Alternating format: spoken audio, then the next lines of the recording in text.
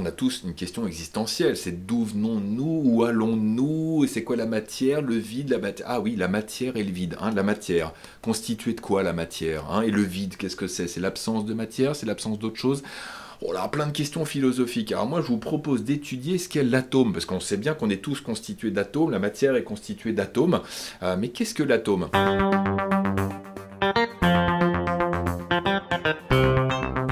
Eh bien, vous allez voir que les philosophes se sont posé la question, il y a ça, pouf, oh là là, il y a... Ah ouais, au moins bien longtemps que ça. Allez, tout d'abord, on commence au 5e siècle avant Jésus-Christ. Au 5e siècle avant Jésus-Christ, il y a un grec qui s'appelait Leucippe, un philosophe, qui se disait que lui, la matière était constituée de petits grains qui étaient indivisibles. Et comme c'était des grains indivisibles qu'on ne pouvait pas couper, il appelait ça atomos. Hein, je le prononce bien, c'est en grec atomos. Atomos, ça veut dire atomos, qui ne peut pas être divisé, indivisible. Voilà. Et donc son disciple Démocrite a repris cette idée-là en disant, bah oui, que la matière, en fait, elle est plus ou moins lourde parce qu'elle est constituée d'atomes, ces petits grains indivisibles, qui sont plus ou moins espacés dans le vide. Voilà. Donc plus ils sont rapprochés et plus la matière va être lourde. Ces petits grains d'atomes vont former des figures, des formes différentes, ce qui fait que ça va donner des constituants différents. Donc voilà, donc ça c'était la première version et qui a duré très peu de temps. Pourquoi? Pas parce que derrière, il y a un fameux Aristote qui est arrivé et qui lui est très très très connu. Il était très connu à l'époque, en réseaux sociaux, tout ça. Et donc en fait, Aristote, eh bien, il a dit non, la matière, c'est pas constitué de petits grains comme ça qui seraient séparés les uns des autres, mais il y a une continuité de la matière. Voilà, donc c'est cette vision-là qui a prédominé pendant des siècles et des siècles. Alors que Démocrite, lui, se basait sur une conception philosophique, finalement, de la constitution de la matière, on arrive au 19e siècle, en 1808 exactement, où John Dalton, un physicien et chimiste anglais, va étudier la composition de l'atmosphère et va démontrer par des observations, par des expériences, que la matière est constituée d'atomes. Eh bien oui, il va découvrir que l'air n'est pas un composé unique comme le pensait Lavoisier à l'époque, mais bien constitué d'oxygène, d'azote, de vapeur d'eau et de dioxyde de carbone. Il va donc imposer sa théorie atomistique, qui va donc dire très clairement que la matière est constituée d'atomes, qui sont des boules indivisibles, et donc il va remettre au goût du jour l'idée de Démocrite, mais là sous un angle scientifique. Ouais, mais ce modèle va pas tenir très très longtemps. Et effectivement, fin du 19e siècle, on arrive, Thomson, Crookes, Perrin vont réaliser des expériences. Je rentre pas trop dans le détail, mais en gros, ils vont s'apercevoir qu'ils peuvent arracher à une plaque métallique des particules, et ces particules sont déviées dans un champ électrique. Ce qui veut dire très concrètement que la matière, eh bien, n'est pas constituée d'atomes qui sont des petites boules insécables, mais que ces petites boules seraient constituées de particules qui seraient chargées négativement. Et donc Thomson va leur donner le nom d'électrons à ces particules chargées négativement.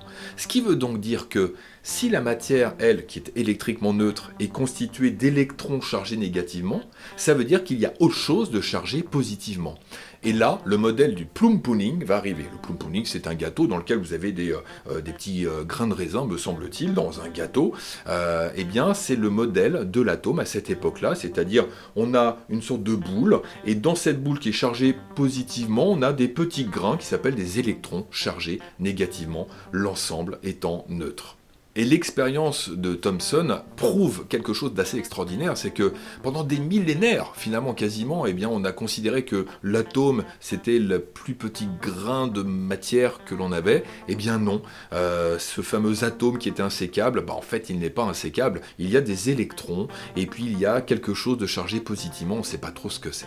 Alors Thomson, en 1907, va demander à son élève, Ernest Rutherford, d'effectuer des expériences, et il va essayer de creuser son modèle atomique. Rutherford va réaliser une expérience assez incroyable quand on y pense. Il va mettre une feuille d'or, il va placer une feuille d'or, et il va bombarder cette feuille d'or de particules alpha.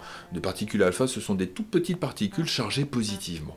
Et il s'aperçoit de quelque chose d'incroyable. C'est que derrière la feuille d'or, il va détecter la présence de ces particules alpha. Ça veut dire quoi concrètement? C'est-à-dire que ces particules alpha passent à travers la feuille d'or. Comme si la feuille d'or était une sorte de maillage, une sorte de filet, si vous voulez, dans lequel on lançait des petites billes et qui passaient à travers. Ce qui veut donc dire, pour cette première observation, que la matière est constituée principalement de vide, et que le modèle du Plum-Pudding, le modèle atomique là, de Thomson, ne tient plus. C'est-à-dire le modèle où vous avez les électrons dans une matrice positive, ça ne marche pas. Il y aurait donc une matrice qui serait positive, une toute petite, hein, d'accord, et tout autour, on aurait peut-être des électrons. Et une deuxième observation de l'expérience de Rutherford, c'est que certaines particules alpha sont déviées, elles sont repoussées. Or, les particules alpha sont des particules positives. Ce qui veut donc dire que eh bien, ce qui va repousser les particules alpha est chargé positivement aussi. Eh bien, c'est la naissance du modèle du noyau. C'est Thomson qui va donner ce nom de noyau à quelque chose de chargé positivement, très petit, et autour, on a des électrons chargés négativement. Le physicien danois Niels Bohr passe pas mal de temps avec Rutherford et il est plutôt d'accord avec son modèle planétaire de l'atome qui est en gros un noyau chargé positivement avec des électrons autour chargés négativement. Mais il se dit il y a quelque chose qui va pas parce que normalement électrons chargés négativement, protons chargés positivement, normalement protons et électrons devraient s'attirer et l'atome devrait se détruire même au bout d'un certain temps. Or ce n'est pas le cas. Eh bien, Bohr va étudier le spectre atomique de l'hydrogène. Pour faire simple, c'est-à-dire qu'il va regarder la lumière émise par des atomes d'hydrogène lorsqu'on leur envoie beaucoup d'énergie. Et il va s'apercevoir en fait que les électrons ne sont pas situés à une distance quelconque autour du noyau, mais à des distances bien définies, bien particulières. Eh bien, il va appeler ça des couches électroniques. C'est pas des vraies couches, hein, c'est des couches, c'est des distances à laquelle se trouve le noyau. Eh bien, ça va donner naissance à la mécanique quantique, la physique quantique. Quantique, ça vient de quantum, quantum d'énergie, une certaine quantité d'énergie. Eh bien oui, parce que pour passer un électron d'une couche à une autre, il faut lui fournir une quantité d'énergie bien précise. Et donc, il y a ce qu'on appelle discontinuité de l'énergie, et ça va donner naissance à la mécanique quantique. Mais ça, c'est une autre histoire. Allez, n'hésitez pas.